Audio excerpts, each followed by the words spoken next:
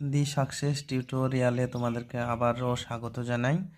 আজকে 11 তারিখ, তোমাদের মাধ্যমিক পরীক্ষার দুটি পরীক্ষার সমাপ্তি ঘটল, ইংরেজি ও বাংলা। আশা করি তোমাদের পরীক্ষা ভালো হচ্ছে। আগামী 15 তারিখ তোমাদের মাধ্যমিক পরীক্ষার সেই চির আকাঙ্ক্ষিত পরীক্ষা, সেটা হচ্ছে গণিত পরীক্ষা। এই গণিত পরীক্ষার উদ্দেশ্যে আমি আজকে একটি ভিডিও তৈরি করতে যাচ্ছি। তো সেই ভিডিওটি হচ্ছে যে আমাদের জ্যামিতিক কোশ্চেন নিয়ে একটু সমস্যা থাকে। এই জ্যামিতিক কোশ্চেনের সদৃশতা চ্যাপ্টার থেকে তোমাদের অনেকেই আমার কাছে রিকোয়েস্ট করেছো। এই সদৃশতা চ্যাপ্টারের কিছু প্রবলেম নিয়ে আমরা আলোচনা করব। তো সদৃশতা চ্যাপ্টারের মেনলি যে অনুশীলনী 18.4, এখান থেকে তোমাদের প্রশ্ন আসে। তো দেখো, আজকের প্রথম প্রশ্ন বলছে যে 8-এর 1 কোষে দেখি 18.4 তোমার গণিত বইয়ের। এখানে বলছে যে পাশের একটা চিত্র দেওয়া আছে, এখানে এসিবি কোণের সঙ্গে বিএডি কোণটা সমান দেওয়া আছে। এসিবি কোণের সঙ্গে বিএডি কোণটা সমান দেওয়া আছে এবং এডি লম্ব বিসি। এডি বাহুটা বিসি এর উপরে লম্ব। এসি 15 সেমি দেওয়া আছে, এবি 20 সেমি দেওয়া আছে, বিসি 25 সেমি দেওয়া আছে। তাহলে এডি এর দৈর্ঘ্য কত তোমাকে বের করতে হবে। আমরা 48 উপপাদ্যের দিকে যদি একটু তাকাই, 48 উপপাদ্য বলছে যে কোনো সমকোণী ত্রিভুজের সমকৌণিক বিন্দু থেকে অতিভুজের উপর লম্ব অঙ্কন করলে যে দুটো ত্রিভুজ উৎপন্ন হয়, সেই দুটো ত্রিভুজ পরস্পর নিজেদের সঙ্গে সদৃশ এবং তারা মেন ত্রিভুজ এবিসির সঙ্গে সদৃশ। এটা হচ্ছে এবিসি 48 উপপাদ্যের স্টেটমেন্ট। তো এখানে তোমাকে যে ত্রিভুজটা এবিসি সেটা কিন্তু সমকোণী বলা নাই। তাহলে প্রথম কাজ হচ্ছে আমাকে এবিসিকে সমকোণী দেখাতে হবে। সমকোণী যদি দেখাতে পারি তবেই আমরা বলতে পারবো যে এই এ বিন্দু সমকোণিক বিন্দু থেকে বিসি এর ওপর এডি লম্ব অঙ্কন করা হয়েছে। তাহলে এবিসিকে সমকোণী দেখানোর জন্য আমরা এবিসিতে দুটো বাহু এবি আর এসি দেওয়া আছে, আমরা প্রমাণ করব AC square plus AB square দিয়ে 15 স্কোয়ার প্লাস 20 স্কোয়ার, তাহলে হচ্ছে 225 প্লাস 400, তাহলে 625। এই 625 মানে হচ্ছে 25-এর স্কোয়ার। এই 25টা আবার কি হচ্ছে এই বিসি বাহু, তাহলে বিসি বাহুটা বেরোলো আমার হচ্ছে 25। এখন আমরা জানি যে সমকোণী ত্রিভুজের অতিভুজের উপর অঙ্কিত বর্গক্ষেত্রের ক্ষেত্রফল আর অপর দুই বাহুর উপর অঙ্কিত বর্গক্ষেত্রের ক্ষেত্রফলের সমষ্টির সমান হয়। এখানে কিন্তু আমরা দেখাতে পারলাম যে এবি আর এসির যে ক্ষেত্রফল বাহুর উপর ত্রিভুজের ক্ষেত্রফল সেটা 625, আবার 625 মানে 25 স্কোয়ার, 25টা বা বিসি। তার মানে আলটিমেটলি আমরা দেখাতে পাচ্ছি যে BC square is equal to AB square plus AC square, অর্থাৎ অতি স্কোয়ার ইজ ইকুয়াল টু লম্ব স্কোয়ার প্লাস ভূমি স্কোয়ার। সুতরাং ক্লিয়ারলি আমার কিন্তু সমকোণী ত্রিভুজ প্রমাণ হয়ে গেল এবিসি। এবিসি সমকোণী ত্রিভুজ যার অতিভুজটা হচ্ছে বিসি। এখন সমকোণিক বিন্দু এ থেকে অতিভুজ বিসি এর উপর লম্ব অঙ্কন করলাম এডি, তাহলে এবিসি সমকোণিক বিন্দু এ থেকে অতিভুজ বিসি এর উপর লম্ব অঙ্কন করলাম এডি। তাহলে আমরা এবার দেখাতে পারবো যে ত্রিভুজ এবিসি আর ডিবিএ পরস্পর সদৃশ। A B C R D B A পরস্পর সদৃশ। কেন এই দুটি ত্রিভুজকে নেওয়া হলো? কারণ তোমার যে মানগুলা দেওয়া আছে এসি, এবি আর বিসি, এই তিনটে মান এবং যেটা পেতে চাইছো এডি, সবগুলোই কিন্তু তোমার এই এবিসি ত্রিভুজ আর ডিবিএ থেকে পাওয়া যাবে। এখানে কনসেপ্টটা হচ্ছে এরকম যে যে ত্রিভুজ নেওয়া হবে তার যদি অতিভুজ নেওয়া হয় প্রথমে, তাহলে পরবর্তী ত্রিভুজে তোমাকে যেটা নিয়েছো সদৃশ দেখাচ্ছ তারও অতিভুজ নিতে হবে। যদি লম্ব নাও তাহলে লম্ব, ভূমি নিলে ওটারও ভূমি। এখন দেখো এবিসি ত্রিভুজের এসিটা কি? এবিসি ত্রিভুজের তুমি এসিটা হচ্ছে হয় ভূমি না হলে লম্ব, তুমি ধরে নাও এটাকে এসিকে তুমি হচ্ছে ভূমি নিচ্ছ। তাহলে তুমি ডিবিএ ত্রিভুজ যেটা, সেই ডিবিএ ত্রিভুজ থেকে তুমি ভূমি নাও। তাহলে ডিবিএ ত্রিভুজের ভূমি কোনটা হবে? তোমার এটা বিডি আর এডি, এ দুটোর ভিতরে। তাহলে আমরা মনে করছি এডিটাকে ভূমি ধরলাম। তাহলে এবিসি ত্রিভুজের ভূমি এসি আর ডিবিএ ত্রিভুজের ভূমি হচ্ছে এডি। এখন এবিসি ত্রিভুজের আবার তুমি বিসি নাও। এবিসি ত্রিভুজের বিসিটা কি? অতিভুজ। তাহলে অতিভুজ, তাহলে আমাকে এই ডিবিএ ত্রিভুজেরও অতিভুজ নিতে হবে। ডিবিএ ত্রিভুজের সমকোণ হচ্ছে এই জায়গাটা, তাহলে তার অতিভুজ ডিবিএ, তার অতিভুজ হচ্ছে এবি। সমকোণের বিপরীত বাহুকে অতিভুজ বলা হয়। তাহলে বিসি বাই এবি। এখন 15 বাই মান বসিয়ে দিলাম এডি, 25/20 দিয়ে এডির মানটা, এডি ক্যালকুলেশন করে তোমার বেরোচ্ছে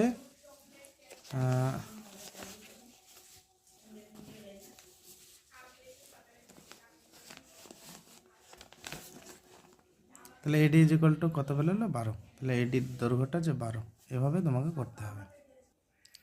নেক্সট প্রবলেম হচ্ছে 8-2। কি বলছে যে পাশের চিত্রে এবিসি, এবার এই বি কোণটা সমকোণ বলা আছে, আর বিডিটা এসি এর উপর লম্ব। এই যে বিডিটা এসি এর উপর লম্ব। যদি এবি 30 সেমি হয়, বিডি 24 সেমি হয়, এডি 18 সেমি হয়, তাহলে বিসি এর দৈর্ঘ্য কত? তাহলে এখানে আগের যে অঙ্কটা ছিল সেখানে কিন্তু আমার সমকোণী ত্রিভুজ বলা ছিল না। প্রথমে আমরা সমকোণী দেখিয়েছিলাম, কিন্তু এখানে বি কোণটা সমকোণ বলা আছে। তাহলে এটা সমকোণিক বিন্দু, সমকোণিক বিন্দু থেকে অতিভুজ এর উপর একটা লম্ব অঙ্কন করলাম। তাহলে এখানে দুখানা ত্রিভুজ এবিডি আর বিডিসি উৎপন্ন হলো। এখন দুটো ত্রিভুজ পরস্পর সদৃশ 48 উপপাদ্যের নিয়মে, আবার তারা এবিসির সঙ্গে আলাদা আলাদাভাবে সদৃশ। এখন এবিসি এর সমকোণিক বিন্দু বি দিয়ে এসি অতিভুজের উপর বিডি লম্ব অঙ্কন করা হলো। এখন আমার কি করা হলো, এখান থেকে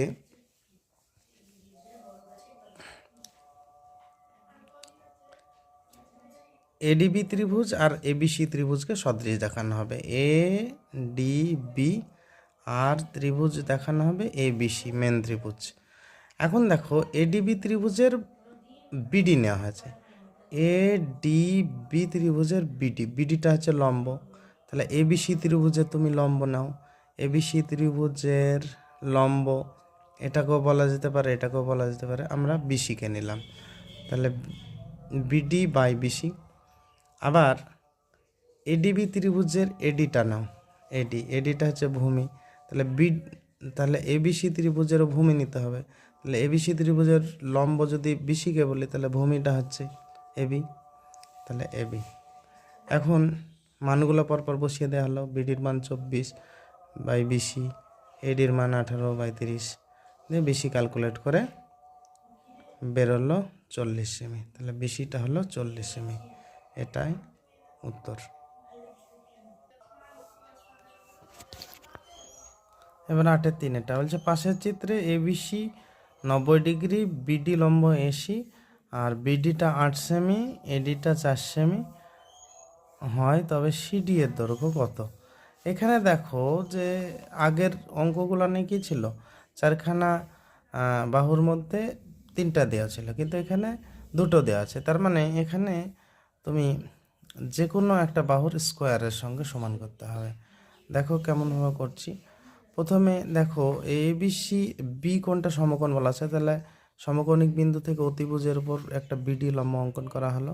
তাহলে এখানে এবিসি মেন ত্রিভুজ, আর এখানে এবিডি আর বিডিসি পরস্পর সদৃশ, আবার প্রত্যেকেই তার মেন ত্রিভুজ এবিসির সঙ্গে সদৃশ। এখন এবিসি সমকোণী ত্রিভুজের সমকোণিক বিন্দু বি দিয়ে এসি অতিভুজের উপর বিডি লম্ব অঙ্কন করা হলো। এডিবি আর বিডিসি সদৃশ, এডিবি আর বিডিসি প্রত্যেকটা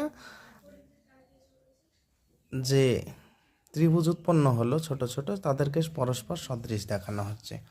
তো সদৃশ হলে কি হবে দেখো, এডিবি ত্রিভুজের তুমি এডি নাও। তাহলে এডিবি ত্রিভুজের এডিটা মনে করছি আমরা ভূমি। তাহলে বিডিসি ত্রিভুজেরও ভূমি নিতে হবে। তাহলে বিডিসি ত্রিভুজের ভূমি হচ্ছে এটা, নাহলে এটা। তাহলে এডি যেহেতু নিয়েছি আমরা ওই ত্রিভুজের কি নিলাম, বিডিকে নিলাম, বিডি। এখন এই এডিবি ত্রিভুজের বিডি নিচ্ছি, বিডিটা হচ্ছে যেহেতু এটাকে ভূমি মনে করেছিলাম তাহলে এটা লম্ব, তাহলে এবার বিডিসি ত্রিভুজের তোমাকে লম্ব নিতে হবে। তাহলে এটাকে আমরা ভূমি নিয়েছিলাম, তাহলে লম্ব হচ্ছে সিডি, সিডি মান বসিয়ে দিলাম। মান বসিয়ে দেওয়ার পর আমরা সিডির মানটা বের করলাম। তাহলে সিডির মানটা হলো 16 সেমি। তাহলে সিডি এর দৈর্ঘ্য 16 সেমি।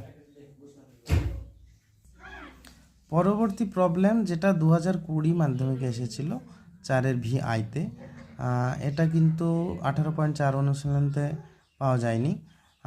এবিসি সমকোণী ত্রিভুজের এবিসিটা 90 ডিগ্রি, এবি 3 সেমি, বিসি 4 সেমি, আর বি বিন্দু দিয়ে এসি বাহুর উপর লম্ব বিডি যা এসি বাহুর সঙ্গে ডি বিন্দুতে মিলিত হয়, বিডি এর দৈর্ঘ্য চেয়েছে তোমার কাছে। তাহলে এখানে দেখো প্রথমে সমকোণী ত্রিভুজ এবিসি এর, তাহলে সমকোণী ত্রিভুজ এবিসি এর আমরা কি করছি, AC square is equal to AB square plus BC square. তাহলে এসি স্কোয়ার, এবিসি এর এসিটা কি অতিভুজ, আর এবিটা হচ্ছে লম্ব, বিসি হচ্ছে ভূমি। তাহলে আমরা কিন্তু প্রথমে এসি এর মানটা বের করলাম 5 সেমি হলো। এখন এসিটা লাগবে তাই আমরা বের করলাম। এখন ত্রিভুজ এবিসি এর সমকৌণিক বিন্দু বি দিয়ে, বি থেকে অতিভুজ এসি এর উপর, বি দিয়ে অতিভুজ এসি এর উপর বিডি লম্ব আঁকলাম। এখন ত্রিভুজ এ বি সি, মেন ত্রিভুজ এবিসি আর ত্রিভুজ আমরা বিডিসি, বিডিসি পরস্পর সদৃশ দেখাচ্ছি। তাহলে কি দেখো এখানে এসিটা বের করার উদ্দেশ্য হচ্ছে একটাই, যে এসি মানটা আমাকে কিন্তু কাজে লাগবে।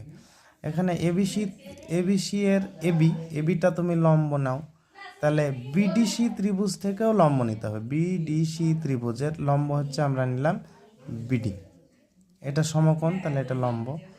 আর এ বি সি ত্রিভুজের অতিভুজ নাও, তাহলে বি কোণের বিপরীত বাহু, এসিটা অতিভুজ। এই দেখো এসিটা এবার লাগছে কাজে, সেজন্য এসিটা বের করেছি। তাহলে আমরা বিডিসি ত্রিভুজ থেকে অতিভুজ নেব। তাহলে বিডিসি ত্রিভুজের এটা হচ্ছে 90 ডিগ্রি, তাহলে 90 ডিগ্রি কোণের বিপরীত বাহু, বিসিটা হচ্ছে অতিভুজ, তাহলে বিসি। এখন প্রত্যেকটা মান আমরা বসিয়ে দিলাম, 3 বাই বিডি, 5/4, প্রত্যেকটার এসি বিসি এবি বিডি সব মান বসিলাম, বিডির মানটা জানি না। এখন আমরা বোথ সাইডকে কী করছি, উল্টে দিচ্ছি, বিডি বাই 3 আর এ পাশে উল্টে দিলাম 4/5 দিয়ে বিডির মানটা হয়ে গেল 3 × 4/5, তাহলে হয়ে গেল 12/5 2.4 সেমি। এটাই হয়ে গেল উত্তর। 8-এর আইভি যে প্রশ্নটা ছিল 18.4 অনুশীলন, সেটা 2024 মাধ্যমিকে এসে গেছে, সেজন্য এই বছরের জন্য ইম্পর্টেন্ট নয়। এখন 8-এর ভি যে প্রশ্নটা আছে বলছে যে এবিসি এটা হচ্ছে সদৃশ চিহ্ন ডিএফ, এবং এবিসি ও ডিইএফ এর প্রত্যেকটা ত্রিভুজের 3টি করে বাহু হচ্ছে এবি বিসি সিএ বাহু হচ্ছে এবিসি ত্রিভুজের, আর ডিএফ এর বাহু হচ্ছে ডিইএফ আর ডিএফ। এখন এ কোণটা 47, ই কোণটা 83, তাহলে সি কোণটা কত?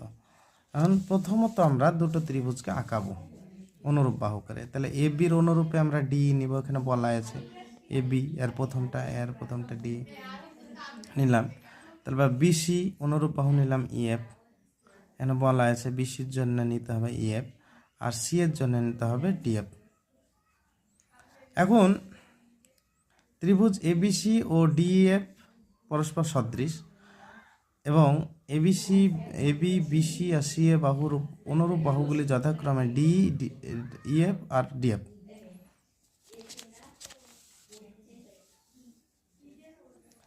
তাহলে এই ত্রিভুজের অনুরূপ বাহু এবি বাই ওই ত্রিভুজের অনুরূপ বাহু D, AB by D, BC by EF আর হচ্ছে সি এ বাই ডিএফ।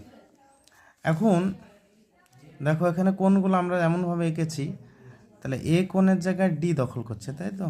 তাহলে এ কোণ ডি কোণ সমান, তাহলে এ কোণ ডি কোণ সমান 47। আর এখানে ই এর মানটা দেওয়াই আছে, ই এর মানটা দেওয়া আছে 83। এখানে ই এর কোণের জন্য কাকে নেওয়া হচ্ছে, ই আর বি একই জিনিস, তাহলে B is equal to E is equal to 83। আর এখানে C is equal to F, C F সমান, এখন আমরা কি করলাম, এবিসি ত্রিভুজের সি কোণটা বের করতে বলেছে। এবিসি ত্রিভুজের এ কোণটাও পেয়ে গেলাম 47 আর বি কোণটা পেয়ে গেলাম 83। তাহলে এ কোণটা পেয়ে গেলাম 47 আর বি কোণটা পেয়ে গেলাম 83।